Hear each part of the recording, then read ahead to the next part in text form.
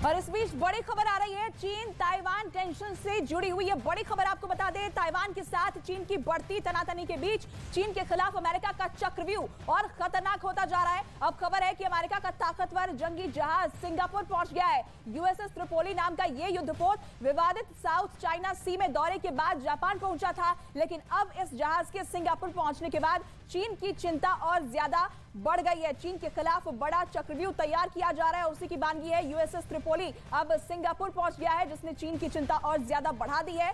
चीन ताइवान तनाव से जुड़ी इस वक्त की ये बड़ी खबर आपको बता रहे हैं, जहां पर सिंगापुर पहुंच चुका है ये जहाज और किस तरीके से चीन के खिलाफ चक्रव्यूह तैयार किया जा रहा है उसकी बानगी नजर आ रही है।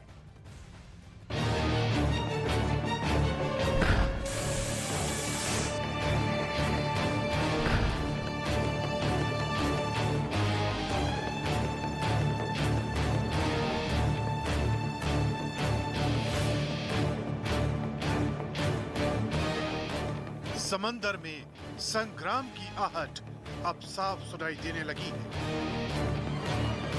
जो रूस और यूक्रेन के बीच हुआ, अब वैसा ही कुछ ताइवान और चीन के बीच हो सकता है।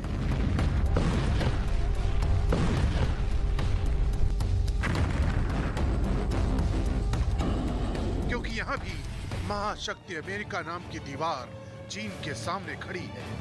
नीले पानी में जंग का ये डर या आशंका इसलिए और तेज होती जा रही है क्योंकि ताइवान और चीन की इस तनातनी के बीच अमेरिका का बेहद शक्तिशाली युद्धपोत सिंगापुर के बंदरगाह पर पहुंच चुका है।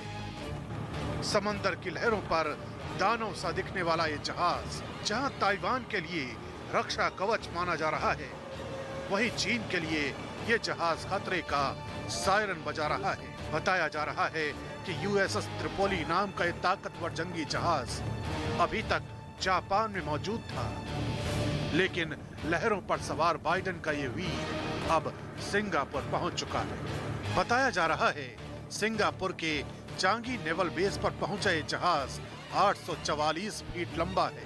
इस जहाज पर करीब 2400 नाविक और 9 सैनिक सवार हैं, जबकि F-35B जैसे 6 लड़ाकू विमान भी इस जंगी जहाज पर मौजूद है। ये जहाज एक बार में 20 F-35B जैसे लड़ाकू विमान अपने साथ ले जा सकता है। बताया जाता है कि इस शिप का नाम त्रिपोली इसलिए पड़ा क्योंकि यूएस मरीन ने त्रिपोली के बैटल ऑफ दरना में जीत दर्ज की थी। 2017 में लॉन्च हुआ ये अमेरिकी युद्धपोत जल, थल और वायु के युद्ध अभियानों का नायक माना जाता है। परमाणु शक्ति से लैस ये जहाज अमेरिकी नौसेना का दूसरा सबसे बड़ा जहाज है। दरअसल अमेरिका इस जहाज की यात्रा को रूटीन यात्रा के तौर पर पेश कर रहा है, लेकिन यही बाइडेन की चीन के खिलाफ कूटनीति का हिस्सा है, क्योंकि अमेरिका ये जानता है कि चीन कभी भी ताइवान में युद्ध जैसे हालात पैदा कर सकता है। यही वजह है कि अमेरिका अपने जंगी जहाजों को ऐसे ठिकानों पर तैनात कर रहा है जहां से चीन को जवाब देने में आसानी हो। और यूएसएस त्रिपोली के सिंगापुर पहुंचने के बाद यही डर चीन को सताने लगा है कि अगर उसने ताइवान में जंग के हालात पैदा किए तो उसे दोतरफा जवाबी कार्रवाई झेलनी पड़ सकती है, पहली ताइवान से और दूसरी अमेरिका से।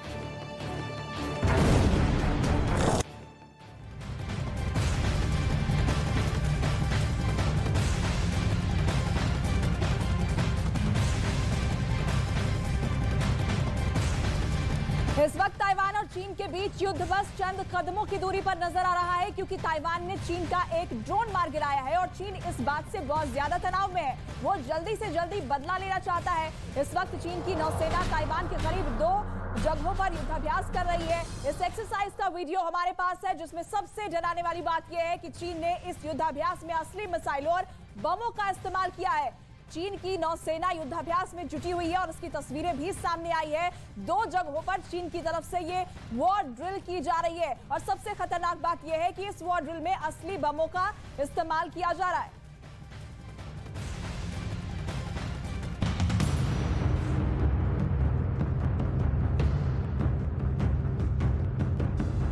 शी जिनपिंग की फौज ने एक नया वीडियो जारी किया है। चीन के इरादे बहुत खतरनाक नजर आ रहे हैं, क्योंकि इस वीडियो में चीन मिसाइल और रॉकेट दागकर बता रहा है कि युद्ध किसी भी वक्त शुरू हो सकता है।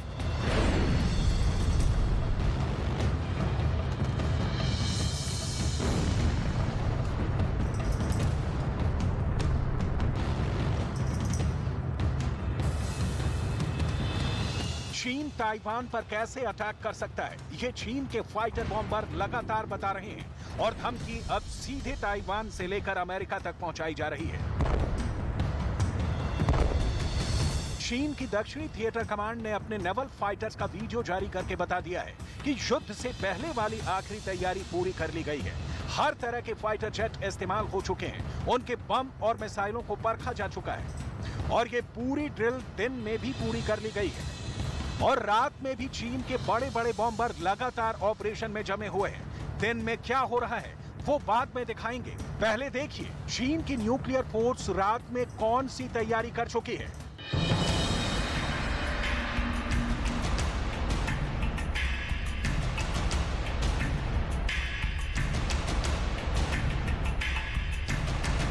ये है चीन का H-6K, जो कई खतरनाक बम और मिसाइलों से लैस किया जा सकता है। रात का वक्त है और चीन के न्यूक्लियर बॉम्बर के पायलट एक बहुत ही खुफिया उड़ान के लिए तैयार है।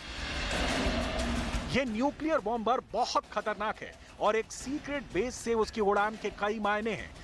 ये ताइवान के अलावा जापान भी जानता है और अमेरिका भी इससे वाकिफ है, लिहाजा इस बॉम्बर को लेकर अमेरिका का खुफिया नेटवर्क भी बहुत एक्टिव है।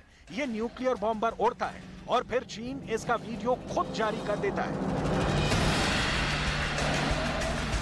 ताकि जापान भी इसके बारे में जान ले। ताइवान और अमेरिका के साथ दक्षिण कोरिया को भी इसके खबर हो जाए। ये चीन की तरफ से खुल्लम खुल्ला ऐलान है कि उसके न्यूक्लियर बम वर्षक किसी भी हमले के लिए 24 घंटे ऑपरेशन के लिए तैयार है।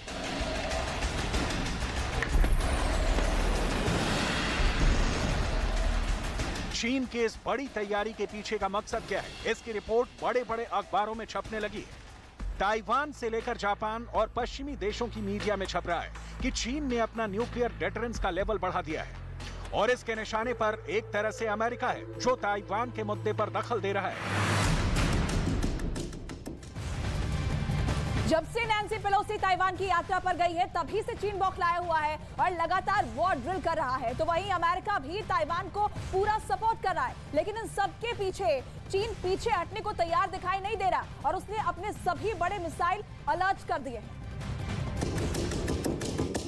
नैन्सी पेलोसी की यात्रा के बाद से चीन लगातार एक्सरसाइज कर रहा है, लेकिन अब ताइवान स्ट्रेट में अमेरिकी जंगी बेड़े के दखल के बाद चीन के कान खड़े हो गए। चीन की न्यूक्लियर फोर्स यानी उसके बॉम्बर से लेकर बड़ी बड़ी मिसाइल का अलर्ट लेवल ऑरेंज यानी उच्चतम स्तर पर पहुंच गया है।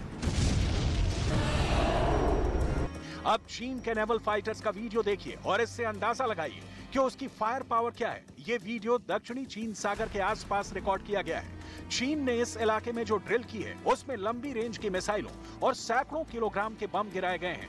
ये अभी युद्धाभ्यास है, लेकिन चीन का मकसद साफ है, वो ताइवान के साथ जापान और खासकर अमेरिका में इतना डर पैदा कर देना चाहता है कि वो चीन की विध्वंसक नीति के आगे खामोश बैठे रहें। ताइवान की तरफ लगातार घुसपैठ करने वाले और नए युद्धाभ्यास में हिस्सा लेने वाले 3 बड़े जहाज देख लीजिए।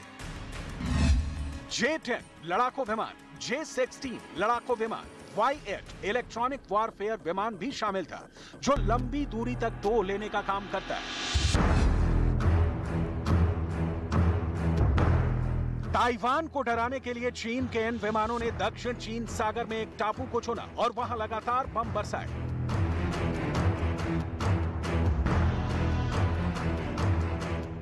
इन सब ने एक एक करके उड़ान भरी और ये सब बारी बारी से आए और सिलसिलेवार एयर स्ट्राइक कैसे की जाती है ये बाकायदा वीडियो बनाकर दिखाया। इन विमानों के साथ चीन के हमले का खतरा कैसे पल दर पल बढ़ता हुआ नजर आ रहा था। इसकी कुछ बातें दुनिया भर के विशेषज्ञ डिकोड करने की कोशिश कर रहे हैं और इनमें कुछ बातें ऐसी सामने आई हैं जिसने चीन के वॉर रूम में बेचैनी बहुत ज्यादा बढ़ा दी है।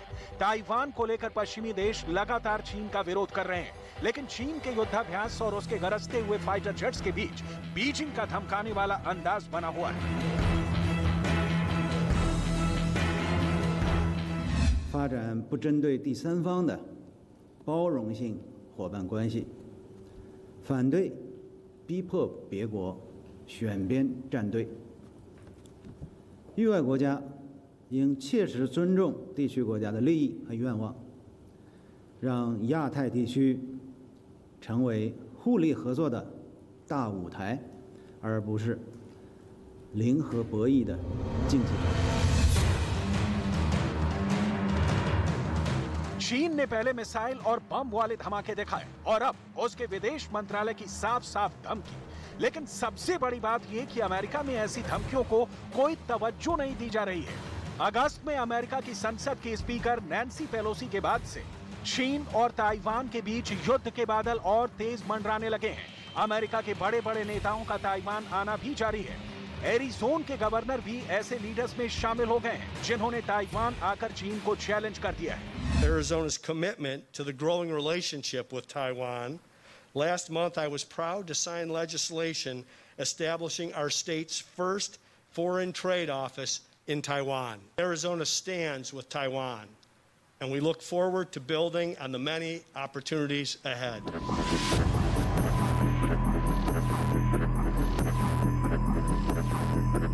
ताइवान आ रहे अमेरिका के नेता जब वापस जा रहे हैं तो ताइवान के हथियारों की डिमांड भी वॉशिंगटन डीसी तक ले जा रहे हैं। जाहिर है कि ताइवान को इस वक्त F-16 जैसे फाइटर जेट्स और नए एयर डिफेंस सिस्टम की बहुत ज्यादा जरूरत है।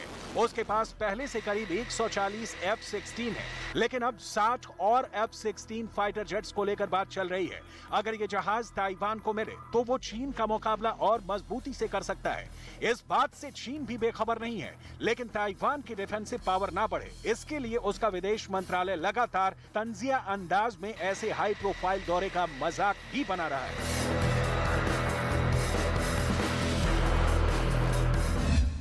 美国个别政客靠窜台捞金，向台湾当局狮子大开口，这副嘴脸早已人尽皆知。民进党当局挥霍老百姓血汗钱，已经沦为美国政客谋取私利的取款机。 अभी ताइवान के आसपास चीन जो युद्धाभ्यास कर रहा है, उसमें वो अमेरिका को रोकने वाली रणनीति पर काम कर रहा है, ताकि ताइवान तक अमेरिकी फौज पहुंच ही ना पाए, उसके रास्ते को पूरी तरह ब्लॉक कर दिया जाए। लेकिन नैन्सी पेलोसी को रोकने में नाकाम रहने वाले चीन की काबिलियत पर भी सवाल उठने लगे हैं। पेलोसी का जहाज ताइवान में बेखौफ दाखिल हुआ था। इससे ये भी साबित होता है कि ताइवान को लेकर चीन की तैयारी बहुत खोखली है। वो ताइवान का अकेला कभी मुकाबला नहीं कर सकता। चीन के दो बड़े हथियार अमेरिका के आगे फेल हो चुके हैं।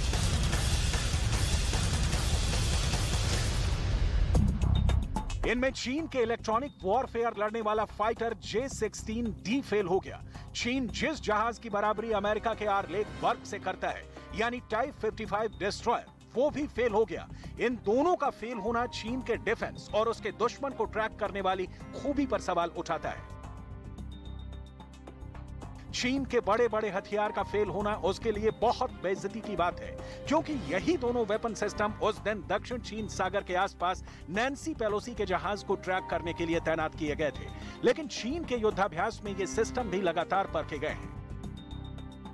चीन का J-16D जो सुखोई 30 के प्लेटफॉर्म पर तैयार किया गया इलेक्ट्रॉनिक वॉरफेयर वाला वो जहाज है जिसका मुकाबला अमेरिका के EA-18 ग्रोलर से किया जाता है। ये दुश्मन के जहाज को ट्रैक करके उसे तमाम बाहरी संपर्क करने वाले साधनों को अपने बहुत ही स्ट्रॉन्ग सिग्नल से जाम कर देता है, यानी एक तरह से ये हवाई जैमर है। लेकिन नैन्सी पेलोसी के जहाज की लोकेशन पता करने से लेकर उसके कम्युनिकेशन से ये जहाज क्या टकरा था, उस दौरान दक्षिण चीन सागर में मौजूद अमेरिकी वॉरशिप की रेडियो वेव्स ने इस जहाज के सिग्नल को अपने कब्जे में ले लिया, यानी चीन का ये जहाज ही काउंटर जैमिंग में ट्रैप हो गया। J-16D को चीन का बहुत ही खुफिया जहाज कहा जाता है।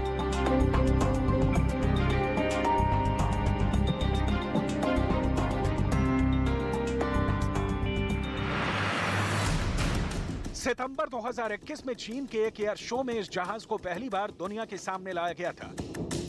तब इसमें लगे इलेक्ट्रॉनिक वॉरफेयर वाले पॉड्स दिखाकर चीन ने अमेरिका को भी डराने की कोशिश की थी। चीन ने दिखाया था कि ये जहाज दुश्मन के रेडार और उसकी गाइडेड मिसाइलों को भी J-16B के जरिए नाकाम कर सकता है। दक्षिण चीन सागर में वॉर प्रैक्टिस कर रहा चीन एक्सपोज भी हो रहा है। उसके जहाज वक्त पर काम नहीं आए, लेकिन उसकी एयरफोर्स की ताकत ताइवान से कई गुना बड़ी है। लेकिन ताइवान भी अमेरिकी हथियारों से चीन को बड़ी चुनौती दे सकता है। इसके बावजूद ताइवान में तबाही साफ नजर आ रही है।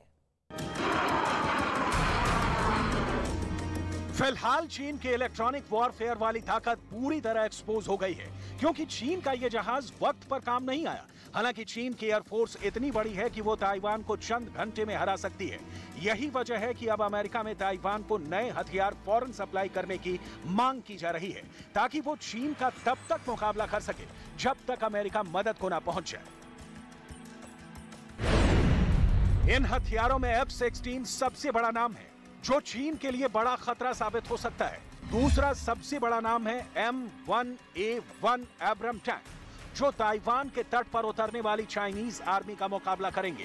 तीसरा है अपाचे अटैक हेलीकॉप्टर, जो चीन की लैंडिंग फोर्स को छुप कर निशाना बना सकते हैं। और चौथी है होवित्जर M109, जो किसी भी चाइनीज फोर्स के एडवांस को रोक सकती है। लेकिन इन सब के बीच सबसे डराने वाली खबर देख लीजिए, क्योंकि ताइवान अब कुछ ऐसा करने जा रहा है जो वोलोदिमीर ज़ेलेंस्की ने यूक्रेन में रूस के खिलाफ किया है। देखिए ताइवान ने कौन से हथियार का ऑर्डर बढ़ा दिया है।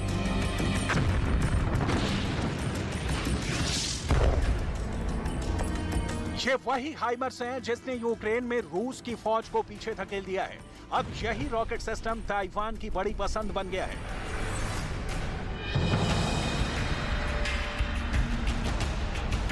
न्यूज वीक की रिपोर्ट में छपा है कि ताइवान चीन का मुकाबला करने के लिए हाइमर्स डील पर जोर दे रहा है। ताइपे टाइम्स और ताइवान न्यूज में छपा है कि हाइमर्स का पुराना ऑर्डर बढ़ाकर 29 सिस्टम कर दिया गया है, जबकि ताइवान ने पहले अमेरिका से सिर्फ 11 सिस्टम की डील की थी।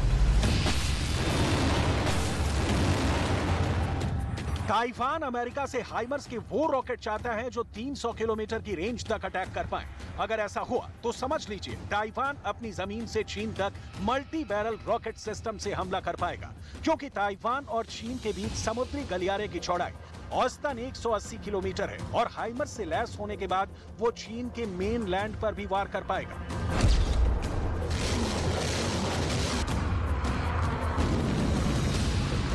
चीन की फौज ताइवान की तरफ कूच करने से पहले सेफ पैसेज यानी सुरक्षित रास्ते की फिक्र करेगी और उसका ताइवान पर कब्जे का पूरा प्लान खटाई में पड़ सकता है। इसलिए चीन को ताइवान और अमेरिका के बीच हाइमर्स वाली डील से डरने की जरूरत है, क्योंकि ताइवान ने अगर इस मल्टी रॉकेट सिस्टम को तैनात कर दिया तो चीन की फौज बैकफुट पर आ जाएगी। ऐसा ही डॉनबास की जमीन पर रूस की फौज के साथ हो चुका है। कुल मिलाकर अमेरिका की स्ट्रेटेजी ये है कि ताइवान को इतना ताकतवर बना दिया जाए या उसे ऐसे हथियार दे दिए जाएं जिससे वो चीन को रोक सके, शी जिनपिंग की फौज को लहूलुहान कर सके। लेकिन सवाल ये है कि क्या ये सब कुछ इतनी जल्दी हो सकता है? क्या ताइवान की इस स्ट्रेटेजी को लेकर तैयारी फुल प्रूफ है? फिलहाल चीन और ताइवान के बीच युद्ध के बादल मंडरा रहे हैं। दुनिया को यूक्रेन के बाद ताइवान की तबाही साफ साफ नजर आ रही है, क्योंकि चीन का हमला कभी भी हो सकता है।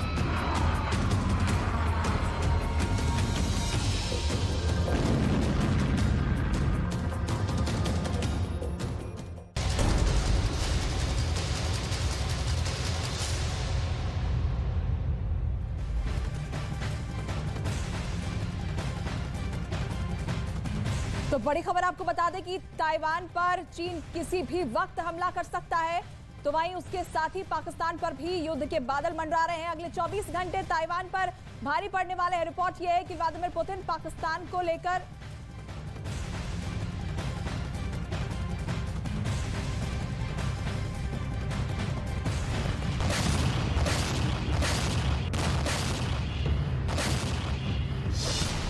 यूक्रेन की तोप, पाकिस्तान का गोला,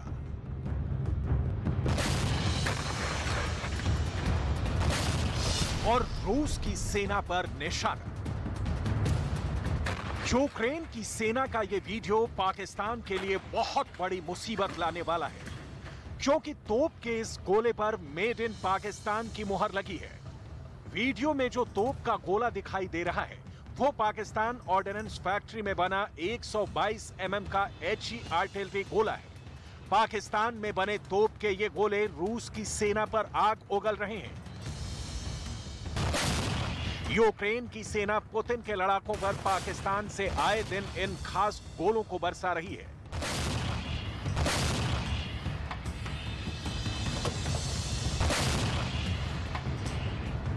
यूक्रेन से ऐसी यारी बाजवा पर पड़ सकती है बहुत भारी, क्योंकि पाकिस्तान से यूक्रेन पहुंची ये डिलीवरी पुतिन का पारा बहुत ही हाई करने वाली है।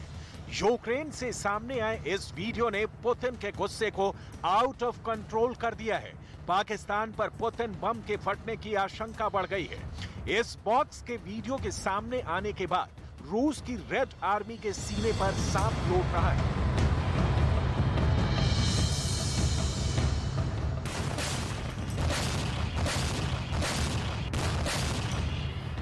क्योंकि दावा किया जा रहा है कि यूक्रेन की तोपें जिस जानलेवा रफ्तार के साथ रूस के सैनिकों पर आग उगल रही है, उसकी सप्लाई पाकिस्तान से हुई है। दावा है कि बाजवा की बारूद कंपनी बहुत ही गुपचुप तरीके से पाकिस्तान में बने गोलों को यूक्रेन पहुंचा दिया है और अब ये गोले रूस की सेना के लिए काल बन गए हैं। Aware of Ukrainian military operations that have made some forward movement, and in some cases in the Kherson region, we are aware in some cases of Russian units falling back. But again, in order to preserve operation security and to give the Ukrainians the time and the space that they need to conduct their operations, I'm not going to go into that level of detail from the podium.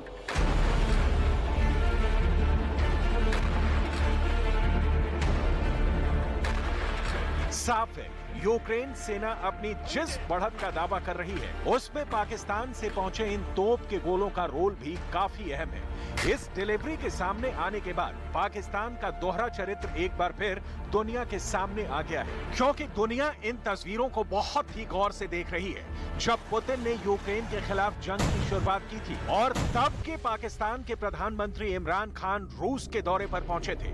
रूस से सस्ता crude oil और गेहूं की खैरात के लिए Putin की शान में कसीदे पड़ रहे थे। अब वही पाकिस्तान यूक्रेन को तोप के गोले मुहैया कराने में लगा है। इस डिलीवरी को एक खुफिया मिशन के तहत अंजाम तक पहुंचाया गया है, जिसमें पाकिस्तान का मददगार बना है ब्रिटेन। इस डिलीवरी को ब्रिटेन के C-17 ग्लोब मास्टर की मदद से पूरा किया गया है। दरअसल अमेरिका के अलावा ब्रिटेन भी यूक्रेन के हथियारों और रुपए पैसे से मदद कर रहा है। दावा किया जा रहा है कि ब्रिटेन ने ज़ेलेंस्की की मदद के लिए पाकिस्तान को अपने साथ मिला लिया और पाकिस्तान को भी यूक्रेन युद्ध में अपनी कंगाली को दूर करने का मौका मिल गया।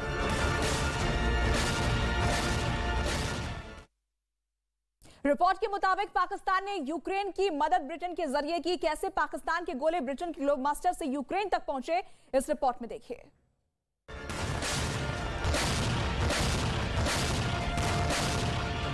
ब्रिटेन से कुछ डॉलर और पाउंड हासिल करने के लिए पाकिस्तान ने बड़े पैमाने पर तोप के गोले बनाए और उसे ब्रिटेन में अपने रॉयल एयरफोर्स के C-17 ग्लोब मास्टर से यूक्रेन तक पहुंचाया। रिपोर्ट्स के मुताबिक यूक्रेन को हथियारों की सप्लाई 6 अगस्त से 15 अगस्त के बीच हुई, जब ब्रिटिश एयरफोर्स के ग्लोब मास्टर प्लेन ने पाकिस्तानी एयरबेस से उड़ान भरी। इस प्लेन को बहुत सीक्रेट रूट के जरिए भेजा गया।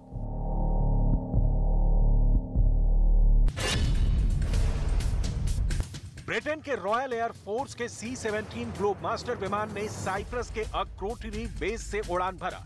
इस फ्लाइट में कौन है, कहां जा रहा है, इसकी जानकारी पाकिस्तान को दी गई। पाकिस्तान के साथ साथ मिस्र, सऊदी अरब और ओमान को भी इस स्पेशल विमान की जानकारी दी गई, क्योंकि उनके एयर स्पेस का इस्तेमाल हो रहा था। और फिर लंबी उड़ान भर करके पाकिस्तान में रावलपिंडी के नूर खान एयरबेस पर लैंड हुआ। इस फ्लाइट का इंतजार रावलपिंडी में पाकिस्तानी सेना के टॉप ऑफिसर कर रहे थे, क्योंकि इस खास विमान से जो किया जाना था उसे दुनिया की नजर से बचाना था। पाकिस्तान के रावलपिंडी में इस टॉप सीक्रेट विमान की लैंडिंग हुई। फिर ये विमान वापस लौट गया, ठीक उसी रास्ते जिस रास्ते से ये पाकिस्तान पहुंचा था। पाकिस्तान से टेक ऑफ कर ब्रिटेन का यह जहाज ओमान के रास्ते सऊदी अरब को पार कर मिस्र पहुंचा और मिस्र से ये सीधे यूक्रेन के पड़ोसी देश रोमानिया में लैंड हुआ। किसी विमान को अगर पाकिस्तान से रोमानिया जाना हो तो उसका रास्ता इस रूट से बिल्कुल अलग होता है, लेकिन इस विमान के लिए पाकिस्तान से रोमानिया के एयर रूट को बदल दिया गया। ऐसा सिर्फ एक दिन नहीं बल्कि लगातार 10 दिन तक हुआ। 9 से 15 अगस्त तक ब्रिटेन का विमान रोज रावलपिंडी लैंड हुआ, लोड हुआ और फिर वापस रोमानिया आकर अनलोड।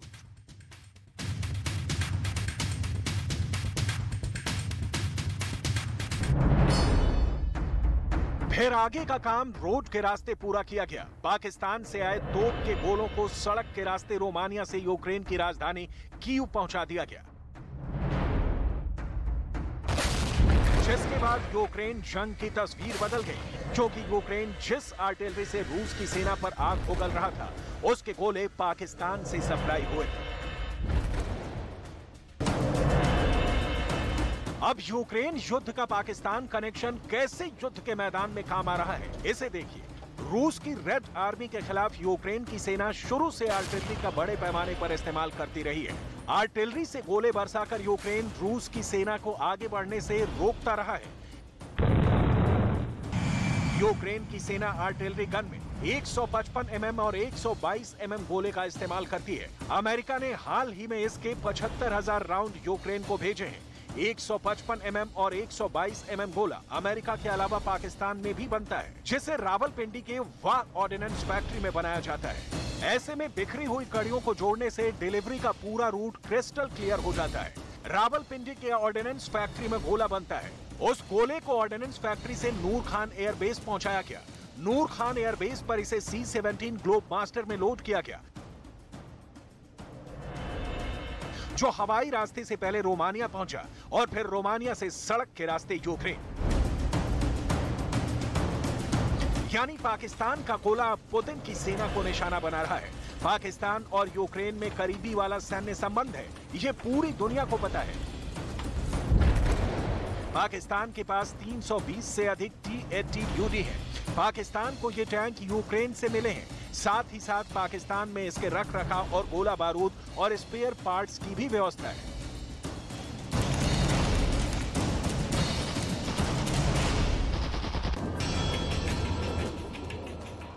यही वजह है कि अब युद्ध के वक्त पाकिस्तान में मौजूद मेड इन यूक्रेन का गोला बारूद अब वापस यूक्रेन के काम आ रहा है, जिसे यूक्रेन तक पहुंचाने का काम ब्रिटेन की एयरफोर्स ने किया है। ठीक ऐसे ही शीत युद्ध के दौरान अमेरिका का U-2 स्पाई प्लेन पाकिस्तान से उड़कर रूस की टोह लेता था। तब के सोवियत संघ रूस ने अमेरिका के उस टोही विमान को मार गिराया था और पाकिस्तान को कब्रिस्तान बनाने की धमकी दे डाली थी। यानी शीत युद्ध के दौरान पाकिस्तान की धरती का इस्तेमाल अमेरिका कर रहा था और अब यूक्रेन युद्ध में ये काम ब्रिटेन कर रहा है। पाकिस्तान के गोला बारूद को यूक्रेन पहुंचा रहा है।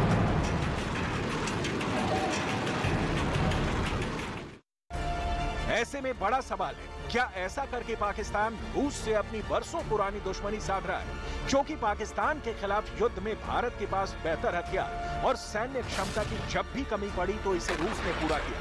रूस ने भारत की भरपूर मदद की।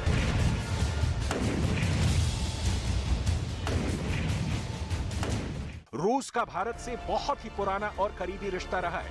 गौर करने वाली बात यह है कि रूस भारत का सबसे बड़ा डिफेंस सप्लायर है।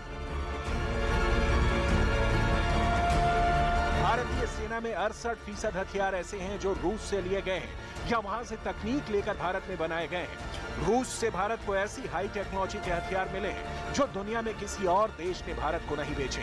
इसके अलावा जब भी पाकिस्तान के साथ जंग के दौरान अमेरिका ने भारत को आंख दिखानी चाहिए तो रूस कंधे से कंधा मिलाकर भारत के साथ खड़ा रहा।